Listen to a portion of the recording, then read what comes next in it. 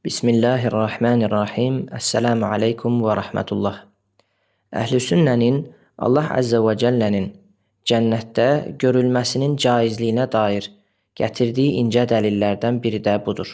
Allah Əzzə və Cəllə Musa aleyhissalam ilə olan xitabında görmənin baş verməsini dağın yerində sabit qalması şərtinə bağlayaraq belə buyurur: Sən məni əsla görə bilməzsən, lakin bu dağa bax. Əgər o yerində dura bilsə, sən də məni görə bilərsən.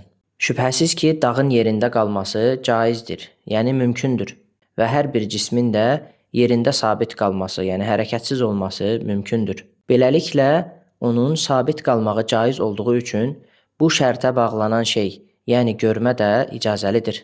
Lakin şərtə bağlanan nəticə, yəni görmə baş verməsəydi, bu Allahın xəbərində yalanın olmasını lazım edərdi ki, bu da Allah Əzzə və Cəllə barəsində imkansızdır.